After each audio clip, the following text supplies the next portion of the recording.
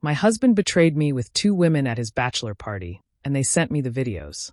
So I exposed everything. Stick with me, because what happened next will leave you speechless. My name is Claire, I'm 27 years old, and for 6 years I believed I had found the love of my life. His name is Jason, he's 30, and when he asked me to marry him, I thought all my dreams had finally come true. We spent months planning our wedding, and I was so sure about our future together. Everyone around us saw us as the perfect couple, and honestly, I believed that too.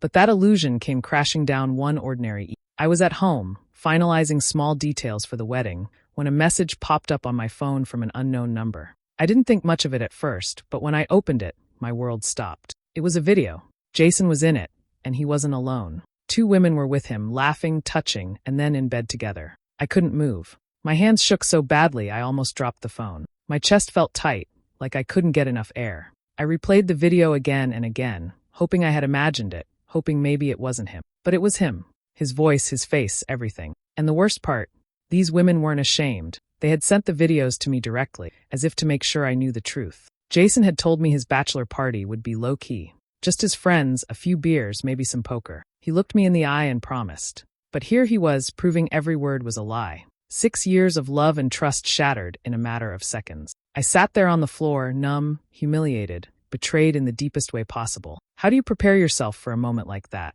You don't. 1 second you're planning the happiest day of your life, and the next you're staring at proof that the person you love has destroyed everything. And that was only the beginning of what I went through. When I look back at the early days of our relationship, I almost laugh at how perfect it all seemed. Jason had this way of walking into a room and instantly pulling people toward him. He wasn't just charming with me, he had that effect on everyone. My friends thought he was the sweetest guy, the kind of man every girl dreams of finding. My parents adored him from the start. My dad would always say, "Claire, you've got a good one there," and my mom treated him like the son she never had. It felt like the world was confirming what my heart already knew, that Jason and I were meant to be. I can still remember our proposal like it was yesterday. He planned it so carefully, and I never saw it coming. We had gone out to dinner at this little Italian restaurant, nothing too fancy, but cozy and special. Afterward, he suggested a walk along the waterfront. The night was calm, the lights from the city reflecting on the water. As we stopped near a quiet spot, Jason turned to me, held my hands, and suddenly got down on one knee. I froze, not because I didn't want it, but because the moment felt unreal, like I was living inside a movie. He pulled out a ring that sparkled under the streetlights and asked me to marry him. My heart was racing, and I remember tears filling my eyes as I said yes. People walking by clapped and cheered, and Jason slipped the ring onto my finger, smiling like I was his whole world. It was, without a doubt, one of the happiest nights of my life. I told myself over and over, this is it. This is the man I'll spend forever with. After that, everything felt like a fairy tale. We announced our engagement to friends and family, and the response was overwhelming. Everyone was thrilled. My friends teased me, saying, "You found the perfect guy." And even Jason's family welcomed me with open arms. His mom hugged me tightly, saying she always hoped Jason would end up with someone like me. There were parties, celebrations, and endless conversations about wedding plans. Every moment seemed to bring us closer together. I felt so secure, so sure of the path we were on. There were no red flags, no signs that anything could go wrong. Jason treated me with affection, showered me with compliments, and made me feel like the luckiest woman alive. At night, I would lie awake imagining our future, our wedding, our home, maybe kids one day. I never once doubted him. That's the cruelest part of betrayal. You never see it coming. In those moments, I thought I had everything a woman could want. A loving fiancé, supportive families, and a future filled with promise. I believed Jason when he said he loved me. I believed every word, every touch, every promise. But what I didn't know was that all those dreams were built on a fragile lie, one that would shatter in the most painful way. Jason had promised me his bachelor party would be nothing more than a simple night with the guys. "Nothing wild, babe," he said with that easy smile of his. "Just poker and beers. You don't have to worry about anything." And I believed him. Why wouldn't I? After 6 years together, after all the love and loyalty I thought we shared, I had no reason to doubt his words. That night, I stayed home, wrapped in the warmth of excitement for our wedding that was only days away. I had picked up some little details to make the event even more special. Candles for the reception tables, a new scrapbook I planned to fill with memories of our big day, and a handwritten letter I wanted to give Jason on the morning of the wedding. As I sat cross-legged on the living room floor, carefully writing out words of love and promise, I felt this deep sense of peace. I was so sure I was preparing for the happiest chapter of my life. But while I was lost in thoughts of love, Jason was making choices that would destroy everything we had built. Instead of gathering around a poker table with his friends, he and the guys decided to take the party in a different direction. They ended up at a strip club, one of those places that promises a last wild night of freedom. Jason wasn't dragged there, he wasn't tricked into it, he chose it. Drinks flowed, the music pounded, and the atmosphere was filled with temptation.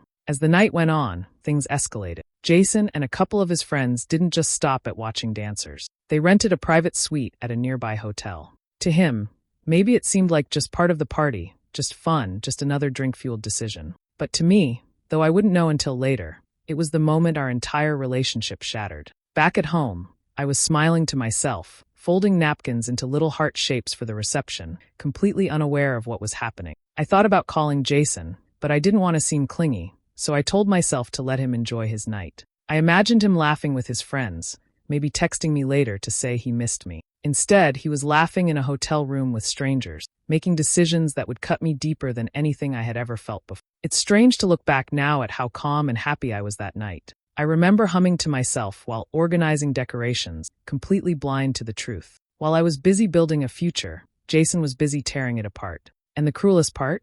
He would come home the next morning and kiss me like nothing happened, still expecting me to walk down the aisle and say yes to a man I no longer truly knew. That bachelor party wasn't just a night of fun for him, it was the beginning of the end for us. It was late in the evening when my phone buzzed with a notification from an unknown number. At first, I hesitated to open it, thinking it might be some random spam, but something about it pulled my attention. I clicked, and within seconds, my entire world collapsed.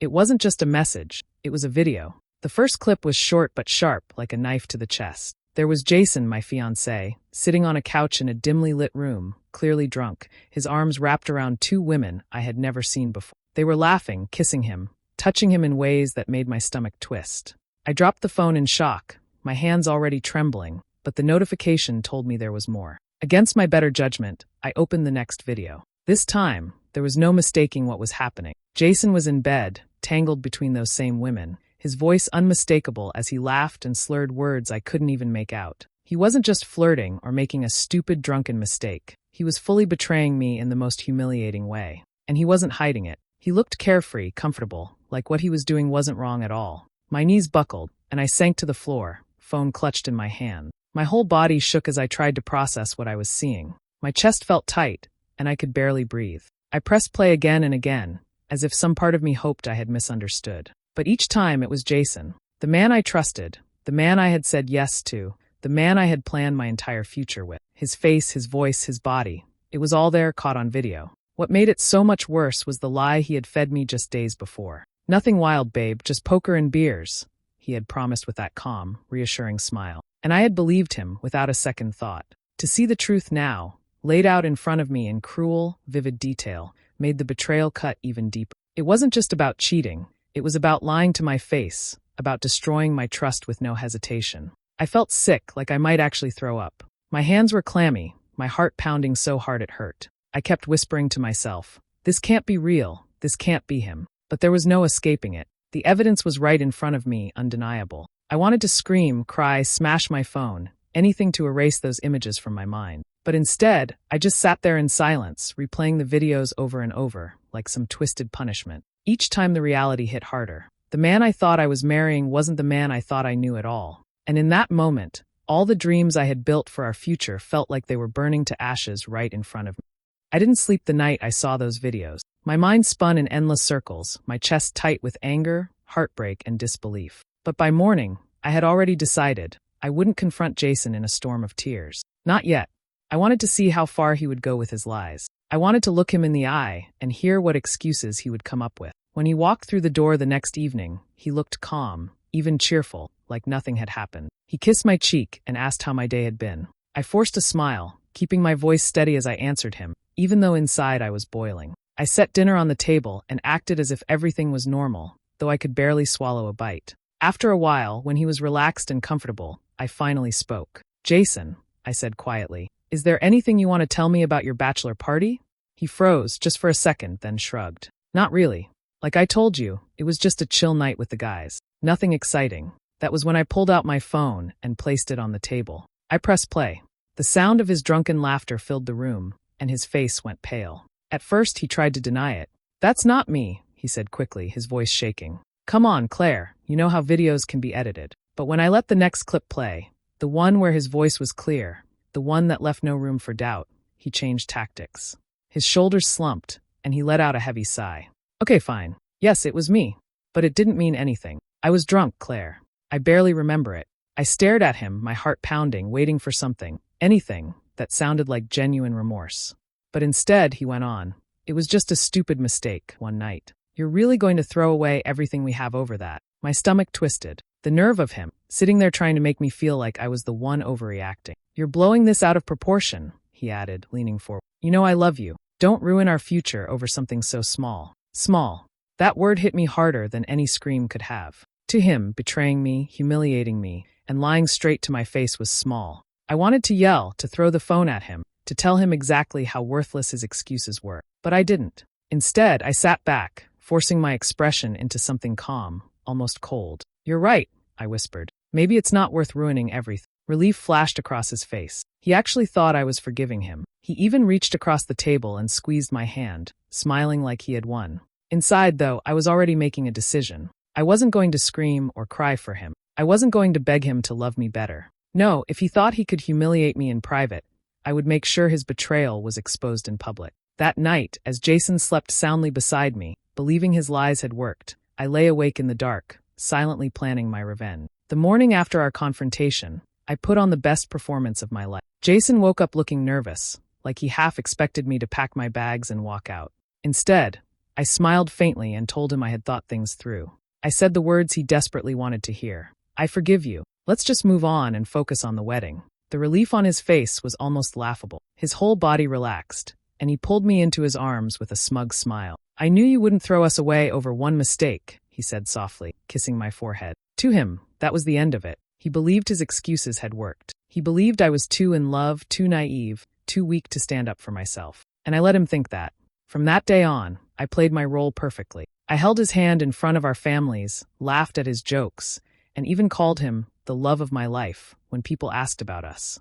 I looked every bit the happy bride-to-be. But behind that calm mask, I was building something far stronger than his fragile lies. I was building my plan. It started with quiet conversations. I reached out to his closest friends, the ones who would be at the wedding, and asked them to help me with small tasks for the big day. I spoke with his parents, telling them how grateful I was to be joining their family. My tone was warm, polite, sweet, exactly what they expected from me. They had no idea that I was carefully preparing them to witness the truth about their son. At home, I doubled down on the act. I surprised Jason with his favorite meals, left him little notes, and even told him how excited I was to walk down the aisle. He looked at me with pride, completely convinced I had swallowed his lies whole. Each time he smiled at me with that smug expression, thinking he had fooled me, it fueled my determination. But in the quiet moments, when I was alone, I worked in secret. I organized the files on my phone, making sure the videos were saved and backed up. I rehearsed what I would say when the time came, choosing every word carefully so there would be no confusion. This wasn't going to be a private confrontation anymore. No, I wanted Jason's mask to fall in front of everyone who thought he was perfect, the family that adored him, the friends who respected him, the community that believed in us as a couple. I smiled at him during the day, kissed him goodnight, and played the role of the forgiving fiancé. But every time he looked at me, I thought to myself, you don't even see it coming. The wedding was approaching quickly, and Jason walked around as if nothing was wrong. Meanwhile, I carried the weight of the truth in silence, steadying myself for what I was about to do. He thought I was weak, but soon, he was going to learn just how strong I really was. The morning of the wedding arrived, and the house was buzzing with excitement. Friends and family filled every corner, rushing around with flowers, decorations, and last-minute detail. I could hear laughter, music, and the sounds of cameras clicking as people tried to capture the perfect day. On the surface, everything looked like a fairy tale. I sat in front of the mirror, dressed in white, makeup flawless, hair pinned just right, and I almost didn't recognize myself. I looked like a glowing bride, but inside I was carrying a storm. Jason had no idea. He spent the morning with his groomsmen, drinking, laughing, grinning from ear to ear like a man who believed he had outsmarted the world. He walked around with this confident swagger, telling jokes and posing for photos. To him, the betrayal from his bachelor party was buried and forgotten. He thought I had forgiven him. He thought he had gotten away with it. Watching him through the corner of my eye, so smug and so sure, only fueled me more. When the ceremony began, I walked down the aisle with my father, the eyes of every guest fixed on me. The room was filled with admiration, whispers of "she looks beautiful," and "what a perfect couple." Jason stood at the altar smiling proudly, his gaze locked on me like I was the center of his world. And yet, behind my steady smile and graceful steps, my heart pounded with the secret I carried. The surreal feeling of it all nearly overwhelmed me. Everyone in that room thought they were witnessing the start of a love story, but I knew they were about to witness its dramatic end. I kept my composure, forcing myself to breathe, reminding myself to stay calm. This was my moment, and I wasn't going to let nerves ruin it. Through the vows, Jason's confidence never wavered. He squeezed my hand tightly, smiling like a man in control. I looked back at him, matching his smile, playing my role flawlessly. No one suspected a thing. Not his family, who adored me. Not my friends, who whispered about how lucky I was. And certainly not Jason, who believed I had chosen silence over truth. But I knew what was coming. Every second brought me closer to the reveal. The weight of the videos on my phone felt heavier than the wedding dress I wore. It was like holding a secret weapon beneath layers of lace and satin. My heart raced, not with fear, but with anticipation. As the ceremony ended, and we moved into the reception, the excitement in the room grew. Glasses clinked, people cheered, and the music filled the air. Jason looked at me with a victorious grin, like he had won. But only I knew the truth. This celebration wasn't about to end the way he thought. The stage was set. The guests were seated. The lights were bright. And as I took the microphone to give my thank you speech, I knew I was seconds away from turning his world upside down. The reception hall shimmered with golden lights, the soft clinking of glasses echoing through the air. Guests laughed, cheered, and celebrated what they thought was the start of Claire and Jason's forever. Jason, wearing his usual cocky grin, basked in the spotlight, shaking hands, hugging relatives, and acting every bit the devoted husband. To everyone else, he looked like the man of the hour. But Claire knew better. She sat beside him, her wedding dress flowing like a cloud, her smile calm but purposeful. Inside, her heart beat hard against her chest. Tonight wasn't just a wedding, it was a stage for the truth. When the music softened, Claire rose to her feet, a delicate glass of champagne in her hand. "First of all," she began, her voice warm and steady, "thank you all for being here tonight to celebrate with us.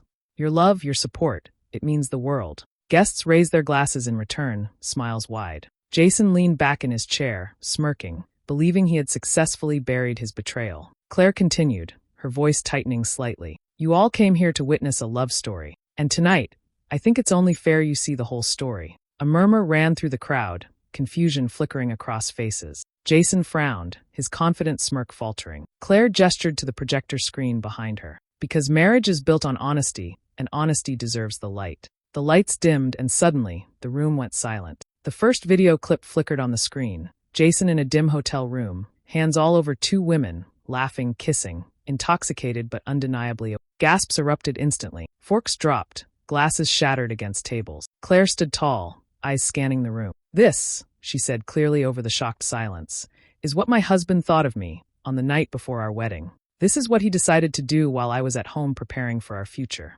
Jason shot up from his chair, face pale, sweat glistening at his temples. "Stop this, Claire. Turn it off," he shouted, his voice cracking. He lunged toward the DJ booth, but it was too late. The video continued to play, his voice on screen slurring crude jokes, his body tangled with strangers. Jason's parents sat frozen, their faces ashen. His mother covered her mouth in horror. His father stared in disbelief. His closest friends looked away, ashamed, knowing there was no defense for what they were seeing. The whispers grew louder, a tidal wave of judgment crashing down on him. "Don't listen to this," Jason yelled desperately, spinning toward the guests. It was nothing. It didn't mean anything. But the room had already decided. His lies dissolved in the face of undeniable proof. Claire didn't even have to argue. She lifted her chin, her voice steady and final. "You wanted a wedding, Jason. Here it is. But it's the last thing you'll ever get from me." The hall erupted, not with cheers, but with the sharp, cold silence of betrayal laid bare. The silence in the reception hall after the videos ended was deafening. For a moment, all I could hear was the faint hum of the speakers and my own heartbeat pounding in my chest. Then Jason leapt to his feet, his face flushed red with panic. "Claire, please, this isn't what it looks like," he shouted, his voice trembling as he rushed toward me. The room erupted into murmurs, guests turning their heads, whispering to one another. His parents looked as if the floor had just been ripped from under them, his mother covering her mouth in horror. Friends who had once praised him stood frozen, unable to meet his eyes. Jason grabbed my hand, his grip tight and desperate. "Baby, I swear it was a mistake. I was drunk. I didn't even know what I was doing. Please, let's just talk about this in private." Don't throw everything away over something so stupid. I pulled my hand back slowly, my expression calm, though inside my chest a storm raged. For the first time in weeks, I felt my power return to me. I shook my head. No, Jason. You threw everything away the second you chose to betray me. And you did it before our marriage even began. Gasps echoed again from the crowd. I could see people filming with their phones, capturing every moment of Jason's downfall. His arrogance, his smug belief that he had fooled me, had collapsed into a pitiful display of begging and excuses. He leaned closer, lowering his voice, as if the whisper could erase the humiliation he had already brought upon himself. Claire, please, I love you. You know I love you. Don't do this. I looked at him one last time, and for the first time that night, I smiled. Small, steady, final. I loved you too, Jason. But the man I loved doesn't exist anymore. Good luck explaining this to everyone else. With that, I stepped back, turned, and began walking toward the exit. My heels clicked against the floor, the sound echoing through the stunned silence. And then, something remarkable happened. Applause. At first soft, then growing louder, spreading across the room. Guests who had once been here to celebrate our union were now standing, clapping, and even cheering. Strangers came up to me as I made my way out, offering hugs, kind words, and encouragement. His aunt grasped my arm gently and whispered, "You're braver than I ever was. Don't look back." I didn't. Jason remained behind, shouting, flailing, trying to salvage the shreds of his image. But no one was listening anymore. His best man avoided his gaze, his parents refused to move from their seats, and the friends he had bragged to now looked at him with disgust. As I stepped out into the night air, I felt tears prick my eyes, not of sorrow, but of release. Yes, it hurt. Yes, I mourned what could have been, but the relief of not binding myself to a liar, of reclaiming my dignity in front of everyone, was worth every second. Jason's reputation was shattered. Mine? Untouched.